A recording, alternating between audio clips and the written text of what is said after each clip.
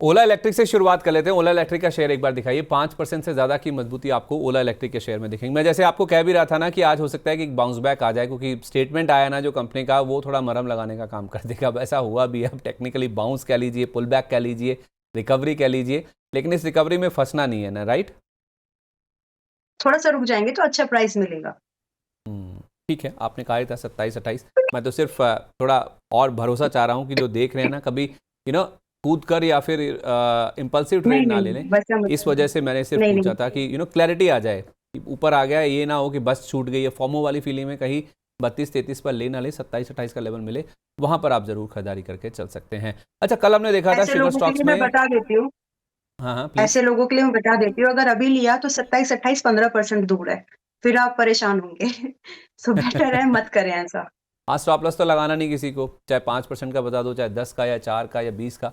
तो फिर बाद में नीचे के यस। लेवल जब आ जाएंगे फिर परेशान होने की जरूरत नहीं है। तो इसलिए पहले ही आपको बता दिया गया है कि जल्दबाजी ना करें ओला इलेक्ट्रिक में खरीदारी करने की। कल हमने देखा था मैम शुगर स्टॉक्स में खरीदारी थी। आज आप श्रीलंका शुगर देखिए, 3.25% की गिरावट है।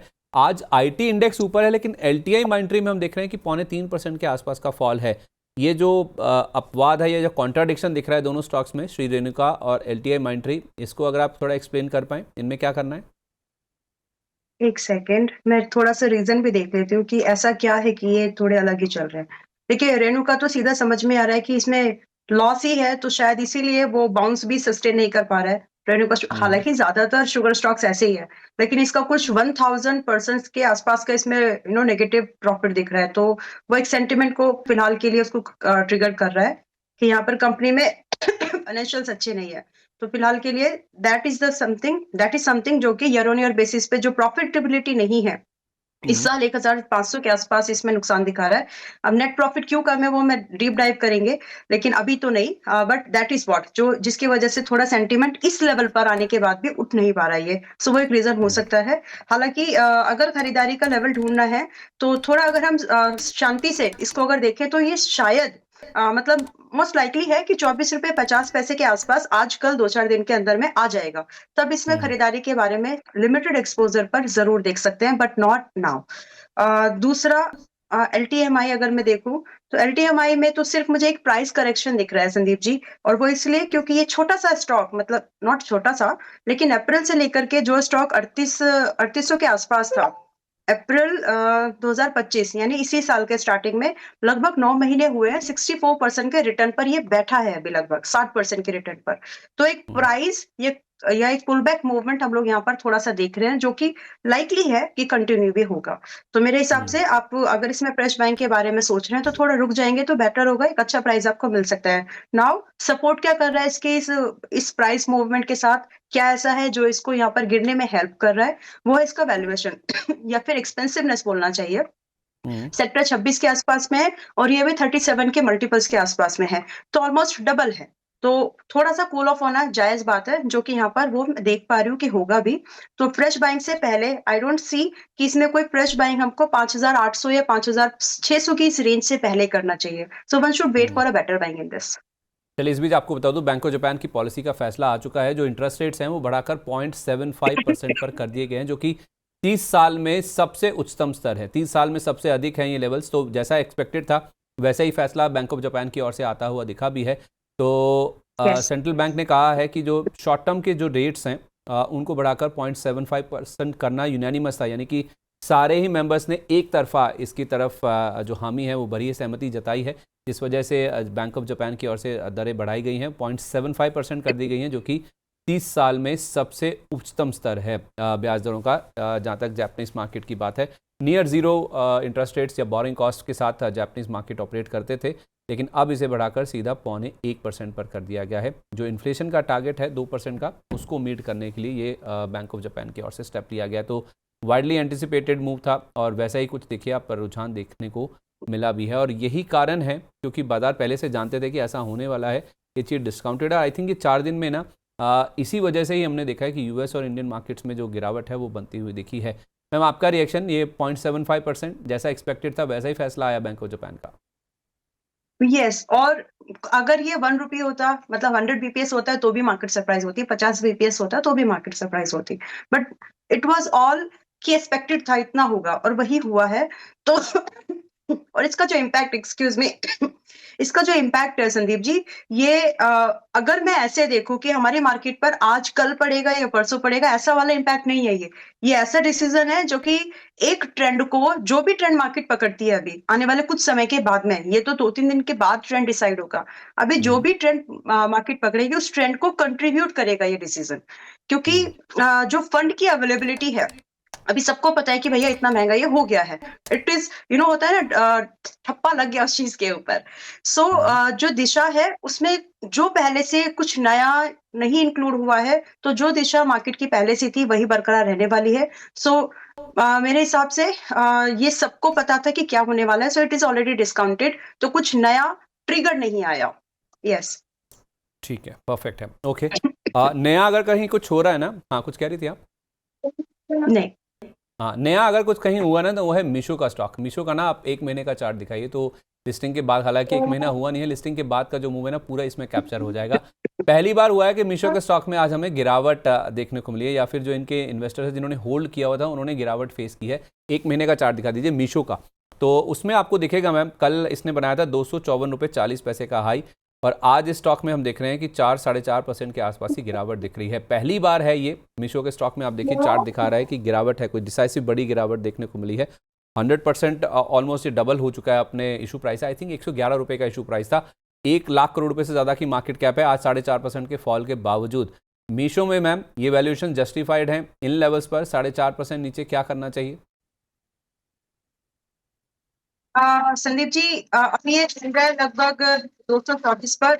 मैं तो यही रिकमेंड करूंगी कि अगर आपको फ्रेश एंट्री करनी है, then you should- पहले तो करिए मत, फर्स्ट ऑफ ऑल। अगर करने का बाय चांस आपको प्लान बना रहे हो, तो आपको पहले पता होना चाहिए कि अपने आईपीओ प्राइस से ये डबल के ऊपर है अभी, जिसका मतलब है कि जो आईपीओ की वैल्यूएशन आप पहले ढूंढ रहे थे, तो वो तो बिल्कुल नदारद है, that is not there. But अगर आप एक ऐसे स्टॉक में पैसा लगा रहे हो जो कि न्यू एज बेस पर है, नए तरह के मार्केट को डील करता है, तो आप समझ लीजिए कि आप महंगे स्टॉक में पैसा लगा रहे हैं। और जब भी आप ऐसा करते हैं, महंगे स्टॉक में जब आप पैसा लगाते हैं, तो आपका रिस्क बड़ा है और आपकी रिवॉर्ड प्रोबेबिलिटी नए स्टॉक्स में जितनी भी हो सकती है। वैसे मुझे अच्छे से याद है, मैंने 250 रुपए का टारगेट दिया था इसमें, हैप्पी कि हिट हो गया। बट अब जब आप आ रहे हैं, तो आप थोड़ा सा एक्सपेंसिव एंट्री करने का विचार कर रहे हो, तो आपको या तो अपने एक्सपोजर को लिमिट कर लेना चाहिए, और else if you can wait, because उसमें दोनों चीजें हैं, हो भी सकता है आएगा या नहीं भी आ सकता है। मैं बहुत ज्यादा इस चीज को लेकर के श्योर नहीं हूं कि ये हमें वापस से 190 175 का भाव दे दे, लेकिन अगर आप उस प्राइस पॉइंट पर आने की प्लान कर रहे हो, आई वुड से कि अपने एक्सपोजर को लिमिट कर लीजिए। बट बहरहाल जो अभी 225 रुपए का जो प्राइस है, इसके लिए तो मेरी तरफ से ना ही है, कि अगर आप चाहें तो 200 रुपए के आसपास फिर भी एंट्री बनाने का सोच सकते हैं, लेकिन महंगी एंट्री है, ये आपको भी पता होना चाहिए। सो नहीं, उस मेरा हिसाब से सवाल एंट्री बनाना चाहते हैं तो कर सकते हैं। मेरा सवाल उनके लिए था जो बहुत गिने चुने होंगे, जिन्होंने होल्ड किया है शेयर को, पेशेंस दिखाई और बने रहे हैं, और जिनका पैसा डबल हुआ है, उनको घबराने की जरूरत है जिनके पास अभी भी रखा हुआ है? देखिए, आप 200 रुपए पे स्टॉप लॉस लगा लीजिए। अगर आप 200 रुपए पे स्टॉप लॉस भी लगाते हैं, तो वो आप हाँ, प्रॉफिट को प्रोटेक्ट कर रहे हैं, तो आप बने रहो, लेकिन ट्रेलिंग जरूर करिए। वो मेरी एक सिंसियर ठीक है। रिक्वेस्ट आप लोगों से होगी, क्योंकि अगर हम्म, आप आईपीओ के प्राइस पे आए या फिर आईपीओ के पोस्ट मार्केट में भी आए, तो 200 हम्म, रुपए is something that one should respect to protect their perfect. Profit. ठीक है, 200 रुपये का स्टॉप लॉस आ गया आपका, इस लेवल पे स्टॉप लॉस लगा के रखिए, और उम्मीद करिए लेवल ना टूटे, आप बने रह सकते हैं कि यहाँ पे शायद गेंस और बढ़ते हुए दिखे, लेकिन 200 रुपये का स्टॉप लॉस जरूर मेंटेन कीजिए। आईटीआई में क्या हो रहा है मैम? 40 लाख का वॉल्यूम, 10% शेयर ऊपर, चल क्या रहा है? 10% ऊपर भी है, एंड यस, इसमें तो इंट्राडे ट्रेड भी है, by the way. Well, ITI में देखिए, एक टेक्निकल बाइंग तो हमको दिख रही है संदीप जी, और ज्यादातर इसका एक एक्शन देखिए हमेशा से ये होता है कि अगर ये स्टॉक, इसकी ऑब्जर्वेशन मैं सिंपल एक स्टेटमेंट में बताना चाहती हूँ, कि अगर जब भी स्टॉक ये 40 आरएसआई के ऊपर डेली टाइम फ्रेम पर जाता है, साथ में अगर ये 200 डेज के मूविंग एवरेज के ऊपर भी है, ये पैटर्न इसमें फॉलो होता है, तो इसमें अमूमन बाइंग का एक व्यू हमको देखने के लिए मिलता है। That's what we are experiencing it now, and in my opinion हो सकता है कि आज ये अपर सर्किट पे हिट कर दे, जो कि अभी इसका अपर सर्किट है 353 के आसपास, अभी 325 पर है। तो इसमें अपसाइड का मूवमेंट, एक बड़ा मूवमेंट की मैंने बात कर लिया यहाँ पर, जो कि इसमें लाइकली है 1-2 दिन के अंदर भी हो सकता है कि 353 आज भी हिट हो जाए। सो यहाँ पर मौका है ट्रेडिंग के लिए, अगर किसी को ट्राई करना है तो वो कर सकते हैं।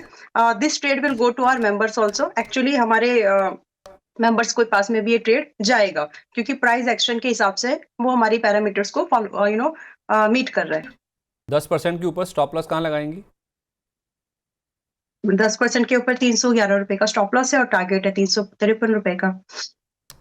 माय गुडनेस, ये बढ़िया ट्रेड है, मतलब रिस्क रिवॉर्ड के लिहाज से अच्छा लग रहा है कि 353 ऊपर जा सकता है और 311 रुपये का स्टॉप लॉस है। 323-24 के आसपास अवेलेबल है, 13 रुपये नीचे का स्टॉप लॉस, और अगर 353 जाना है तो 30 रुपये आपको मिल सकते हैं। तो ऑलमोस्ट 2.5 गुना का गेन है, और एक टाइम का जो आपको लॉस होगा उसके सामने रिस्क रिवॉर्ड ठीक लग रहा है। ITI में आप चाहें तो एक रिस्क अगर आप लेने वाले इन्वेस्टर हैं या फिर हाई रिस्क एपेटाइट है आप में, तो यहाँ पर भी एडवेंचर कर सकते हैं इन एंटिसिपेशन कि आज 20% का सर्किट लग सकता है ऊपर का, जो है 353 रुपये के लेवल पर। ठीक है, ओके। एक बार आप BLS इंटरनेशनल भी देखिए, ये 335 रुपये वाला, यहाँ पर भी 5% ऊपर है ये शेयर। 22.5 लाख शेयरों का वॉल्यूम है, इसमें भी कुछ अप मूव और कंटिन्यू हो सकता है। कोई ट्रेड दिखता है आपको या अवॉइड करें? जस्ट 1 मिनट, 1 मिनट जस्ट, क्योंकि ये अपॉर्चुनिटी है, फिर ये मिस नहीं होना चाहिए। यस, दूसरा स्टॉक आपने कौन सा बताया संदीप जी, प्लीज?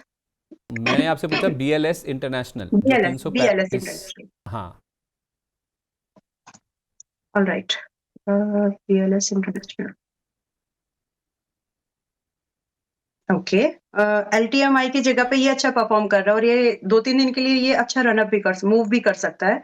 तो यहाँ पे 335 के आसपास है, और यहाँ आसानी से जो टारगेट्स मिलते हैं, छोटे टारगेट्स है but now 350 onwards up to 375 तक के टारगेट्स के लिए इसको ट्रेड किया जा सकता है, and with the stop loss at 309।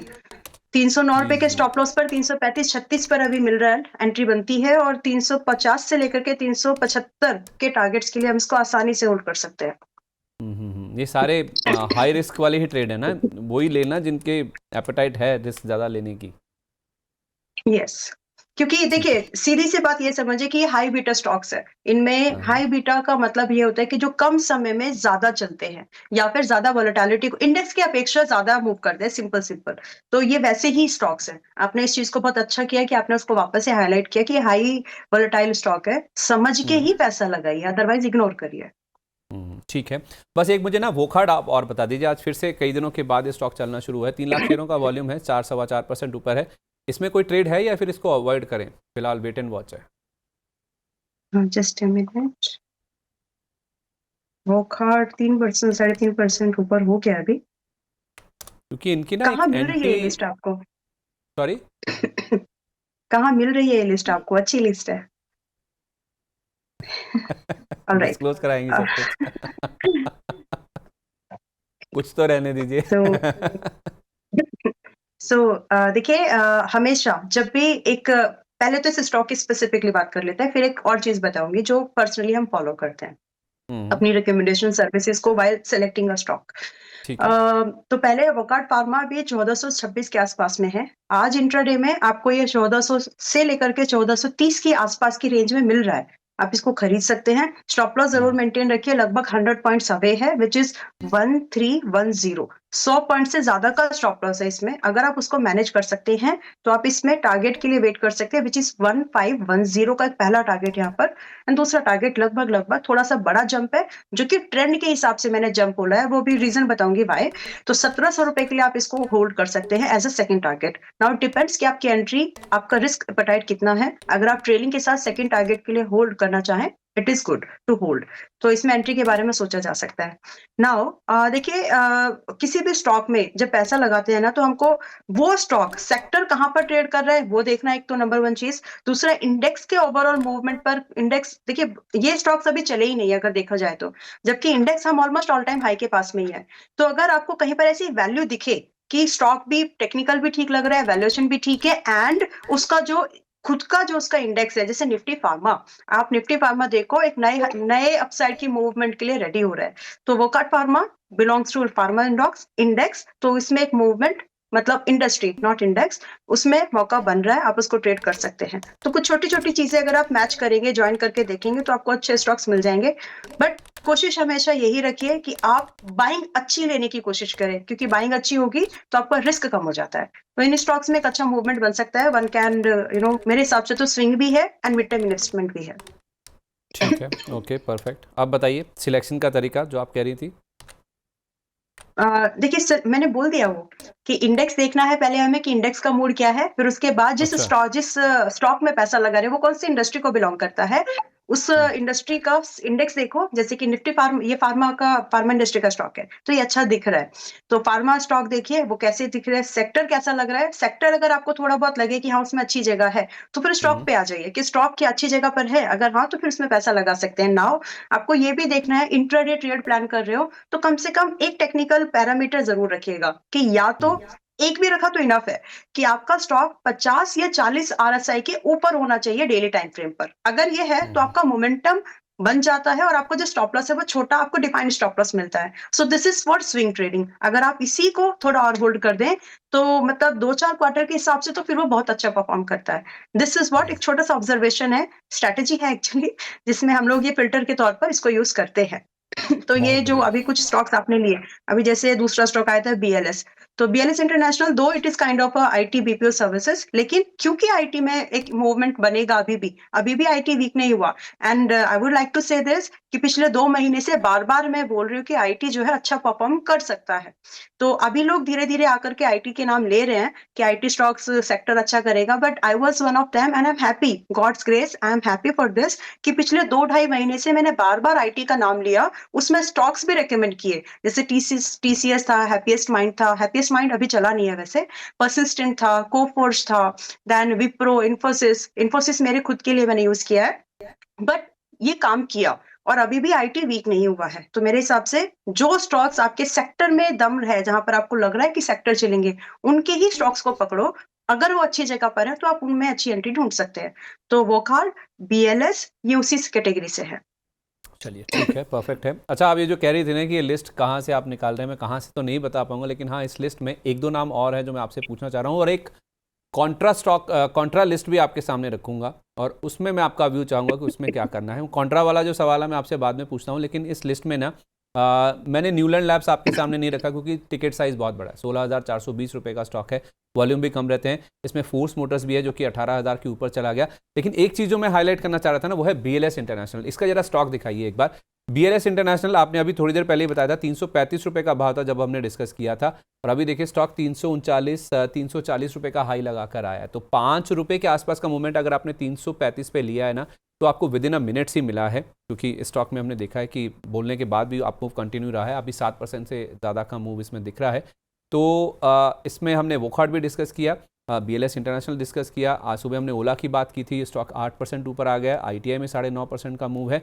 अच्छा, ये जो मैं कॉन्ट्रा लिस्ट की बात कर रहा था ना मैम, उससे पहले जरा मैं कुछ ऐसे स्टॉक्स आपके सामने रखना चाह रहा हूँ जो कि कल काफ़ी अच्छे चले थे, जहाँ पे मूवमेंट काफ़ी अच्छा था, लेकिन आज उनमें दिख रही है मुनाफा वसूली। एग्जाम्पल के तौर पे देखिए, कल आईजीएल बहुत ही अच्छा मूव था, कुछ पीएनजीआरबी की ओर से एक फैसला आया था, सिटी गैस कंपनियों के लिए काफ़ी अच्छा ये स्टॉक चलता हुआ दिखा था। हिंदुस्तान जिंक 5-6 दिन से लगातार चल रहा था। कल बलरामपुर चीनी में मूव काफ़ी अच्छा था कि 1.5 से लेकर 2% तक की जो मुनाफा वसूली इसमें है, और इस लिस्ट को टॉप कर रहा है Nippon India AMC, Nippon life AMC. ये निपॉन लाइफ एएमसी वही स्टॉक है जो आपने पिछली बार जब आपसे आईसीआईसी प्रूडेंशियल को इसलिए भी लेकर बात हुई थी यस, ना, तो आपने कहा था कि मुझे आईसीआईसी यस, प्रूडेंशियल की बजाय ये निपॉन लाइफ एएमसी ज़्यादा अच्छा लगता है। कल काफ़ी अच्छा मूव आया भी था करेक्ट। सेबी के फैसले के बाद। तो ये 3-4 स्टॉक्स जो कि मुनाफा वसूली की चपेट में है, Nippon life, Hindustan zinc, IGL और बलरामपुर चीनी, इनमें बताइए क्या करना है। बलरामपुर, पहले तो निप्पॉन पे मेरे सामने ये स्क्रीन पर है। तो पिछले मेरे ख्याल से हम लोग 4-5 दिन हो गए जब हम लोगों ने बात किया था, तो जी तब जी से जी। अब तक 100 पॉइंट्स के आसपास का इसमें मूव हुआ है। तो हम्म, अभी भी अगर किसी से वो मिस हो गया, मेरा इस पे कॉन्फिडेंस अभी भी खत्म नहीं हुआ है, क्योंकि इसने अच्छा खासा मूव 2-4 दिन में भी किया। तो अभी ये कूल ऑफ हो रहा है, मौका दे रहा है आपको इन्वेस्टमेंट का, आप चाहें तो कंसीडर कर सकते हैं। व्यू वही हम्म, है कि लगभग लगभग टारगेट क्या था, 930 वगैरह था क्या, 920 था आई थिंक, बट स्टिल अगर आप अभी 886 के आसपास आ रहे हो, तो पहला टारगेट मेरी नजर में अभी 930 रुपए का आप देख सकते हैं आराम से। एंड देन उसके हम्म, बाद आप 1000 के लिए भी इसको होल्ड कर सकते हैं। This is just for swing trading. But अगर आप ठीक है। इसको इन्वेस्टमेंट के हिसाब से देखें, तो हम्म, बने रह सकते हैं आराम से इंडेक्स को, मिड कैप इंडेक्स को फॉर दैट मैटर, ये हम्म, रिटर्न वाइज बीट कर सकता है ग्रुप। मेरा ये ओपिनियन है इसको लेकर के। रही बात स्टॉप लॉस, अगर आप अभी आने का प्लान कर रहे हैं तो 805 रुपए का स्टॉप लॉस जरूर मेंटेन करिएगा। So no doubt it's a little late entry, but अभी भी मौका है, तो आप चाहें तो थोड़ा सा पार्ट्स में इसमें एंट्री बनाने की कोशिश कर सकते हैं। इफ एंड बट केस में अगर ये आपको 970 के आसपास, सॉरी 870 के आसपास मिले तो थोड़ा बहुत वहां पर भी एडिशन करें, बट आई डाउट नहीं आएगा ऐसा लगता है। ठीक है। दूसरा स्टॉक आपने बताया IGI, M I IGL, correct? IGL IGL, okay. एक और स्टॉक आपने दिया था हिंद कॉपर, करेक्ट? नहीं, आईजीएल था, बलरामपुर चीनी था, और इस लिस्ट में जी, एक और नाम जो था वो हिंदुस्तान जिंक था। Hindustan zinc, okay. तो ये एक दो जो हिंद अच्छे लग रहे कॉपर हैं वो हम बता हटा दीजिए देते हैं बस। यहाँ से। ठीक है, ठीक है। देखिए हिंदुस्तान जिंक तो इन्वेस्टिंग के लिए स्टॉक है संदीप जी। अगर आप इसको, अभी इतना सारा बड़ा मूवमेंट, ये बताना भी जरूरी है कि 450 से 600 की जंप इसने कितने दिन में लगाई, नवंबर 20 से लेकर के अभी हम दिसंबर 20 के आसपास है, 1 मंथ में। तो आप इस परसेंटेज को समझ के अगर आप स्टॉक को जज कर पा रहे हैं, इसका मतलब है कि एक हाई बीटा स्टॉक है। सिंपल हाई बीटा का फिर से मतलब वही है कि जो कम समय में ज्यादा मूव करे, चाहे डाउन साइड का या अप साइड का, दैट डजेंट मैटर, लेकिन मूवमेंट कितने समय में कर रहा है वो इंडिकेट करते हैं कि उसका बीटा कितना है, वो किस तरह की चाल चलता है। तो इसकी ठीक चाल है। फास्ट है, ठीक है। नाउ अभी इसमें अगर मैं मूवमेंट की बात, एंट्री की बात करूं, तो पहले तो ये इन्वेस्टिंग लायक स्टॉक है, ये कैटेगराइज आप इसको रखें कि ये अच्छा स्टॉक है। खरीदना कब है? अभी फ्रेश एंट्री के लिए हमको 550 के आसपास का मौका मिलेगा, 580 के पास में है, थोड़ा वेट एंड वॉच करो, 550 के आसपास आ जाए, 540 की रेंज में आ जाए, कल भी शायद कहीं पर बात हो रही थी, तो 540 550 की रेंज में आ जाए, खरीदारी के लिए वापस मौके देगा, तो आप भी तैयारी से रह सकते हैं, प्राइस अलर्ट लगा लीजिए।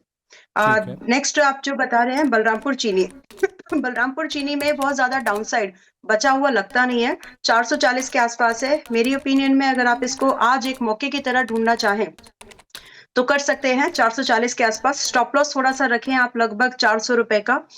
अगर हिट हो जाए तो दोबारा एंट्री नहीं करना है इसमें वापस से, फिर कभी दोबारा अगर ये आता है तो दोबारा डिस्कस करेंगे, बट अभी 440 के आसपास मुझे खरीदने लायक लगता है, जिसमें कि टारगेट हमको 485 ऑनवर्ड्स अप टू 530 तक मिल सकते हैं। ठीक है, परफेक्ट है। अब मोना वो कॉन्ट्रा सवाल आपके सामने रखता हूँ। वो कॉन्ट्रा क्वेश्चन के हाँ बाद जी। फिर मैं कुछ दर्शकों के क्वेश्चंस भी लूँगा। थोड़ा लेट हो गया, मैं विलम्ब हो गया, माफ़ी चाहता हूँ। आपसे थोड़ा डिस्कशन लंबा हो जाता है जब भी आप आती हैं, हमारे साथ बात करती हैं। कॉन्ट्रा कॉल है मैम उन स्टॉक्स को लेकर, अब जब बाजार में पुल बैक है, रिकवरी है, निफ्टी 150 पॉइंट ऊपर है, तो ऐसे स्टॉक्स जो कि आज भी 52 वीक्स लोज पर पहुंचे हैं, इन्होंने अपने 52 वीक्स लोज टच किए हैं, मैं कुछ नाम आपके सामने रख रहा हूं, क्या उनमें खरीदारी करने का मौका है, या उनके चार्ट्स ऐसे हैं जहां पे कुछ पुल बैक के लिए या फिर एक रिकवरी के लिए प्ले किया जा सकता है? कुछ कुछ नाम मैं आपके सामने रख रहा हूँ। डॉक्टर लाल, ये 1.5% नीचे है, अभी 1376 के आसपास आपको दिखेगा, 1356 रुपये तक भी फिसला था। तो जो मैं कह रहा हूँ वो एक्चुअली 20 रुपये के आसपास का मूवमेंट हुआ भी है इसमें लोअर लेवल से। इसी तरह से SJVN है, एक PSU नेम है, ये भी आप देखेंगे तो आधा % नीचे है, 6985, 70 का लेवल भी नीचे इसने तोड़ा है। तीसरा नाम इस लिस्ट में है SKF इंडिया का, 1771 का प्राइस है, 1759 रुपये तक आज ये फिसल गया था। चौथा नाम है UBL का, यूनाइटेड ब्रेवरीज का, 1583 का इसने लो टच किया। और पांचवा नाम जो है, आखिरी नाम है एफकॉन्स इंफ्रा का, 382 पर अभी ट्रेड कर रहा है, लेकिन इसमें हमने 377 रुपये 45 पैसे तक का भी लेवल आज नीचे 52 वीक लो के तौर पे देखा है। तो डॉक्टर लाल, SJVN, SKF India, United breweries यानी UBL, आप चाहें तो पॉलीमेडिक्योर भी जोड़ लीजिए, हालांकि टिकट साइज ज़्यादा है, वॉल्यूम कम है, एफकॉन्स इंफ्रा, इस पे भी आप मुझे राय दीजिए कि क्या कोई कॉन्ट्रा ट्रेड ले सकते हैं क्या? देखिए कॉन्ट्रा ट्रेड में इन्वेस्टमेंट के लिए जब आप देखते हो तो बनता है, लेकिन अगर आप सिर्फ स्विंग के लिए ट्रेड कर रहे हैं then one has to follow the stop loss strictly. ये मैंने पहले ही बता दिया है, क्योंकि अब जब मैं स्टॉक्स के लेवल्स बताऊंगी तो आपको वो ध्यान से फॉलो करने हैं। As an viewer please everyone इस चीज को नोट डाउन पहले ही कर लीजिएगा, दोबारा देख लेना अगर कुछ कंफ्यूजन हो तो। सो यस, लालपैथ लैब में अगर हम देखें तो अभी 1380 के आसपास ये है। मेरी ओपिनियन में छोटा स्टॉप लॉस लगा करके एक बार कॉन्ट्रा स्विंग ट्रेड प्लान कर सकते हैं, क्योंकि जो ठीक है। इसका एक इन्वेस्टर के लिए जो इसका बाइंग रेंज है वो अभी काफी दूर है, वो 1230 के आसपास आता है, तो अभी ये 1380 के आसपास है। तो आपको स्विंग ट्रेड करने को मिलेगा, इन्वेस्टमेंट के लिए ये अभी भी भाव ठीक नहीं लगता मुझे।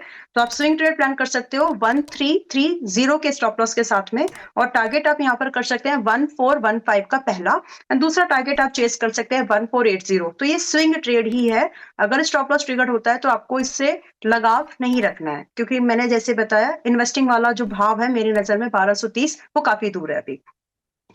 दूसरा स्टॉक है SJVN, जो कि आज की डेट में अगर आप एक इन्वेस्टर हो तो आप खरीदारी का व्यू रख सकते हैं। बस इतना ही आपको यहाँ पे डरते हुए पैसा लगाइए। लेकिन अगर आप एक इन्वेस्टर हैं तो मेरे हिसाब से देखिए, कंपनी में प्रॉफिट वगैरह, ये गवर्नमेंट कंपनी है, प्रॉफिट वगैरह वो सब चीजें यहाँ पर है नहीं।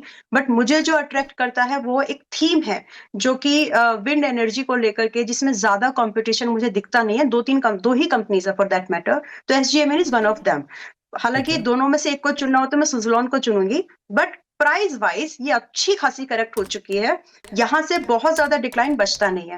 एट मैक्स ये 64 का एक स्टॉप लॉस लगा करके अगर हम चाहें तो हम इसमें एक एंट्री ढूंढ सकते हैं, जिसमें कि मिनिमम टारगेट की एक्सपेक्टेशन, मिनिमम वर्ड यूज किया है मैंने, तो यहाँ पर 75 एज अ फर्स्ट टारगेट हमारे लिए बनता है। दूसरा, अगर हम इसको होल्ड कर जाएं तो हो सकता है कि 92 तक स्ट्रेच कर सकता है। बट आप इसमें डरते हुए पैसा लगाइए, क्योंकि इसमें कुछ फंडामेंटल्स जो टर्म्स ऑफ प्रॉफिटेबिलिटी है वो दिख नहीं रही है, तो उसकी वजह से शायद यहाँ पे ये प्रॉफिट बुकिंग मतलब पलटे। अगर ये आपके हित में ना जाए तो आपका एग्जिट रूट होना चाहिए आपके पास में, बस उतना ही आपको ध्यान में रखना है। तो आज की डेट में इसको खरीद सकते हैं। 64 is the stop loss, 75 and 92 are the two targets.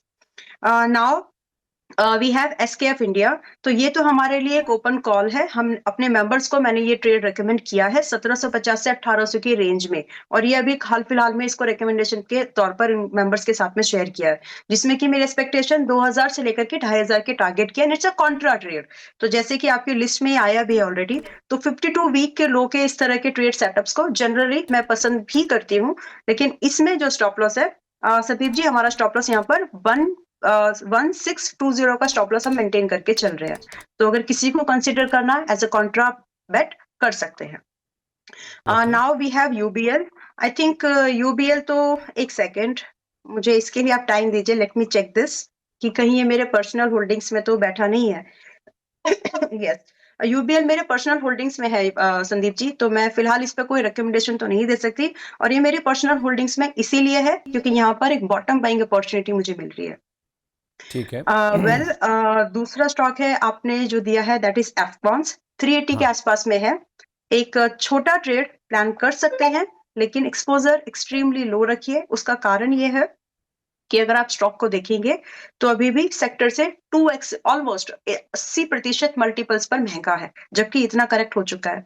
तो जहां पर ये कंडीशन आपको दिखे कि आप काफी 52 वीक के लो के आसपास में हैं, लेकिन फिर भी आप सेक्टर के मल्टीपल से महंगे हैं, तो आपको वहां पर जो है, और आपका जो ईयर ऑन ईयर बेसिस पर आपके पास प्रॉफिट भी नहीं है। कुछ फिल्टर्स हैं जो मैं बोल रही हूँ, तो आपके पास ईयर ऑन ईयर बेसिस पर प्रॉफिट भी नहीं है। So at that level also on price you are not justifying that price. तो उसकी वजह से जो करेक्टिव मूव है थोड़ा सा और डीप हो सकता है।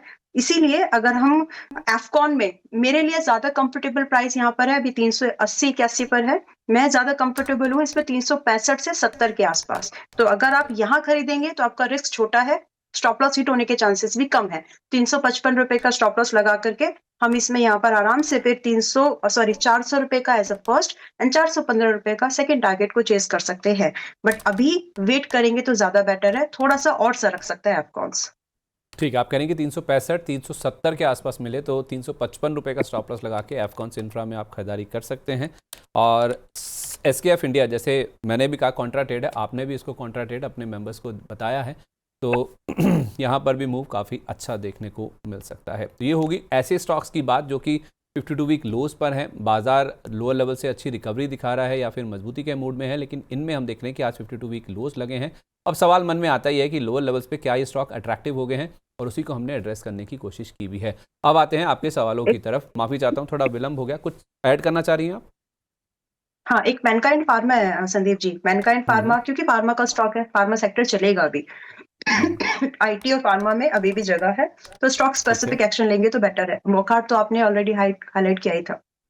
मैनकाइंड फार्मा अभी 2150-60 के पास में है, खरीदने लायक है। स्टॉप लॉस यहाँ पर मैं इसमें स्ट्रैटेजी पहले बता देती हूँ कि यहाँ पर खरीदने वालों के लिए पॉसिबल है कि 2100 आ सकता है वापस से। आजकल अगर आ गया तो थोड़ा बहुत आप उसमें एडिशन जरूर करने की कोशिश करें।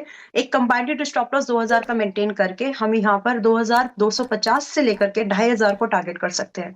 तो comparatively a better risk reward Mankind pharma में भी हमको दिख रहा है। मतलब थोड़ा यहाँ ले लीजिए, थोड़ा 2100 के आसपास आने की गुंजाइश है, वहाँ पे लेके आप 2000 रुपये का स्टॉप लॉस लगाइए। 2250 2500 रुपये तक के टारगेट आपको मैनकाइंड फार्मा में देखने को मिल सकते हैं। तो कुछ कॉन्ट्रा ट्रेड्स, जी कुछ ऐसे ट्रेड्स भी आपको मिल गए जहाँ पे कुछ रूम है अपसाइड का आईटी और फार्मा में, वो नाम भी आपके सामने रखे गए हैं। दर्शकों के सवालों की तरफ बढ़ें तो पहला सवाल हमें जो मिला है हमारे प्राइम मेंबर्स की ओर से वो है आशु कुमार जी का। कह रहे हैं कि Ambala ma'am recently suggested happiest minds, मैंने खरीदे भी हैं 507 रुपये के रेट पर, क्या मैं उसे मिड टर्म के लिए होल्ड कर सकता हूँ? मैंने नाम भी लिया था कि हैप्पीएस्ट माइंड, टीसीएस, जब मैंने बहुत सारे स्टॉक गिनाए थे अभी आईटी में, हैप्पीएस्ट माइंड मैंने बोला था कि चला नहीं वो अभी। लेकिन अगर आप इसमें आज थोड़ा बहुत एडिशन कर सकते हैं, so I would say yes, mid term के लिए आप पहले तो इसको होल्ड करने के बारे में सोच सकते हैं। और अगर आज आपकी बाइंग मेरे ख्याल से 500 रुपए के आसपास हो गई, अगर आपने मेरे कहने से लिया है तो। और 507 बोला ये है इन्होंने, 480 के आसपास में है। हाँ जी, 507 बोल रहे हैं ये। ठीक है, मतलब उसी दिन खरीदा है, फिर थोड़ा बहुत हाँ जी, हाँ ऊपर जी। लेट देखा होगा, जी। जो भी है। तो 480 के आसपास है, थोड़ा बहुत अगर एडिशन कर सकते हैं तो आई वुड से कि थोड़ा कर लीजिए। और यहाँ पर स्टॉप लॉस 460 रुपए का है, स्टॉप लॉस में कोई कॉम्प्रोमाइज नहीं करना है, तो स्टॉप लॉस वही है। और यहाँ पर एक bounce target, minimum bounce target 520 रुपए से लेकर के मैंने 600 तक के शायद टारगेट आपको दिए हैं। और ये पूरा ट्रेंड के टारगेट्स में आपको देने की यहाँ पर मैं कोशिश कर रही हूँ। तो आप यहाँ पर थोड़ा बहुत एडिशन करिए, मिड टर्म में ये अचीवेबल टारगेट्स है। ठीक है, ओके। अच्छा, हमारी बात हुई थी श्री रेणुका शुगर्स को लेकर।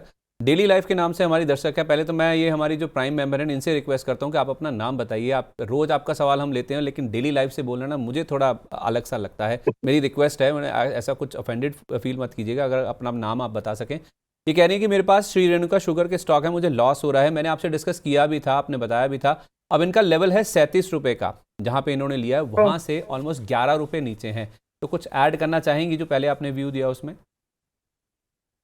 मैंने तो मतलब फाइनेंशियल्स को देख करके मैंने शायद नीचे के भाव पर ही बाई के लिए बोला रहेगा। वेल, 37 रुपए की बाइंग, आपका स्टॉप लॉस कहाँ है मैम?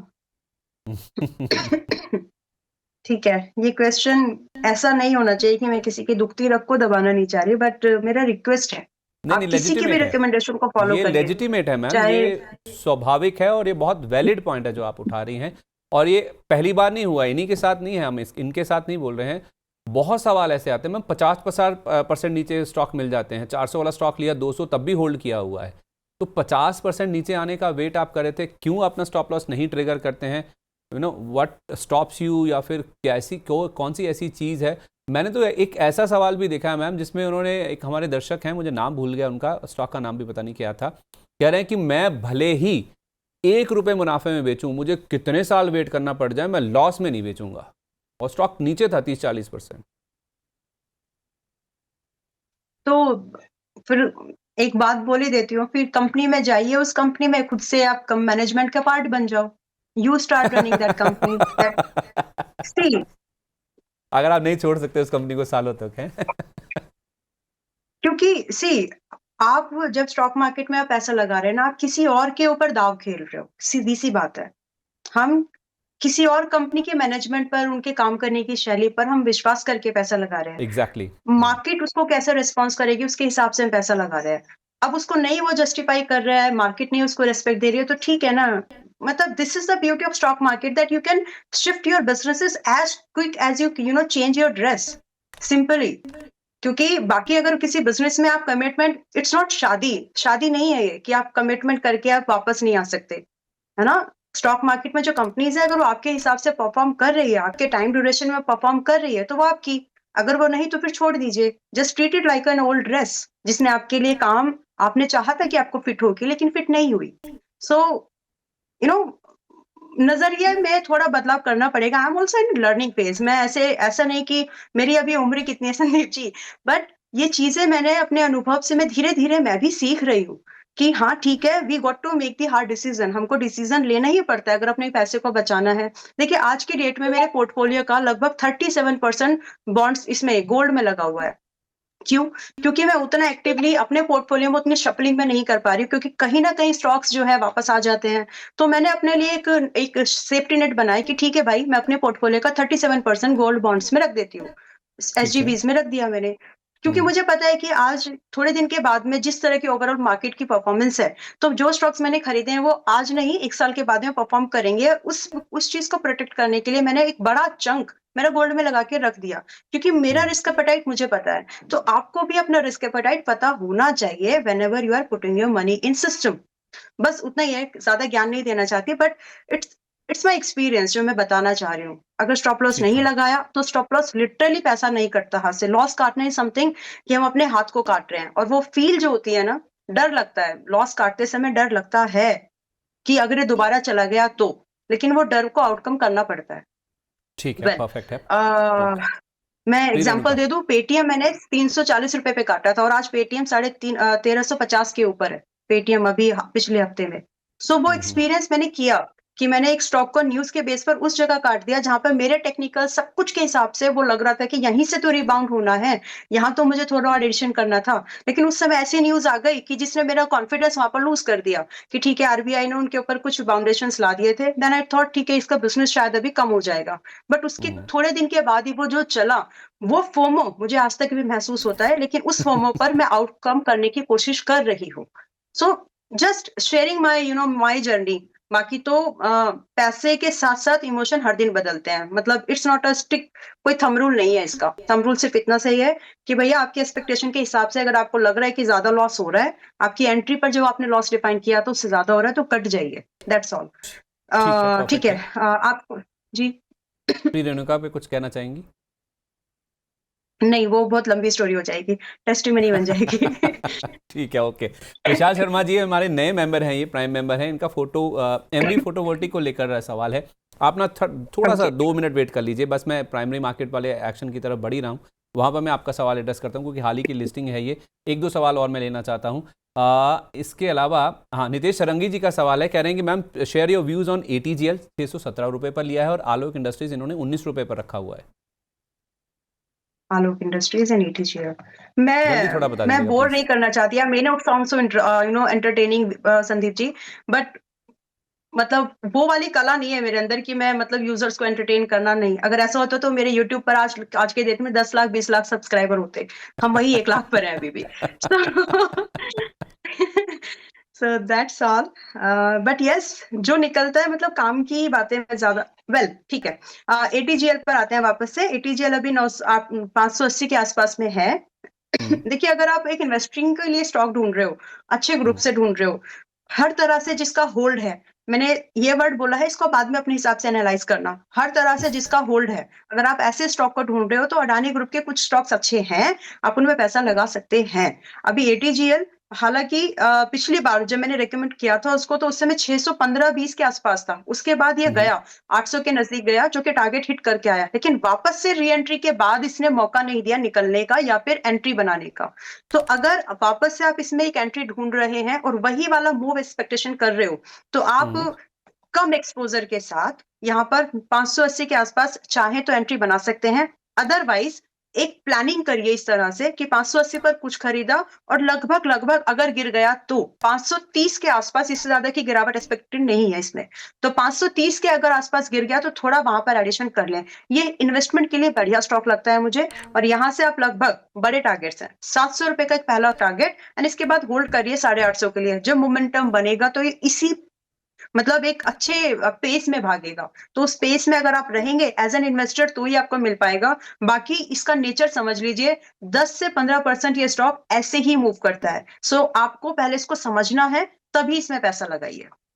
ठीक है, परफेक्ट है। दूसरा स्टॉक इन्होंने दिया है आलोक इंडस्ट्रीज, जो आज के डेट में थोड़ा बहुत खरीदने लायक है, 15 रुपए 16 रुपए के आसपास ये चल रहा है। अगर खरीद रहे हैं देन आई वुड रिक्वेस्ट कि स्टॉप लॉस जरूर रख लीजिएगा, क्योंकि अगर ये वाला स्टॉप लॉस निकला यानी ट्रिगर्ड हुआ तो अगला स्टॉप लॉस या फिर एक्चुअल बाइंग प्राइस बहुत दूर है। तो मेरे हिसाब से सबसे ज्यादा कंफर्टेबल प्राइस मेरे लिए है, आएगा नहीं वैसे, वो हाल फिलहाल में नहीं आने जैसा लगता, लेकिन वो सबसे ज्यादा कंफर्टेबल प्राइस है 13 रुपए 70 पैसे का, जिसके चांसेस कम है अगर मैं एक दो हम्म। हफ्तों या एक महीने की बात करूं तो। बट अगर मैं अभी इस मोमेंट को प्ले अराउंड करने के लिए अगर हम देखें, तो हम यहाँ पर 15 रुपए 10 पैसे का स्टॉप लॉस लगा के 15 रुपए 88 पैसे के आसपास में है, 16 रुपए 40 पैसे से लेकर के लगभग 18 रुपए 80, सॉरी 17 रुपए 80 पैसे का टारगेट हम इसमें देख सकते हैं। तो स्विंग ट्रेड की तरह ही इसको ट्रीट करिएगा, इन्वेस्टमेंट के हिसाब से नहीं, जबकि ATGL को आप इन्वेस्टमेंट के हिसाब से ट्रीट कर सकते हैं।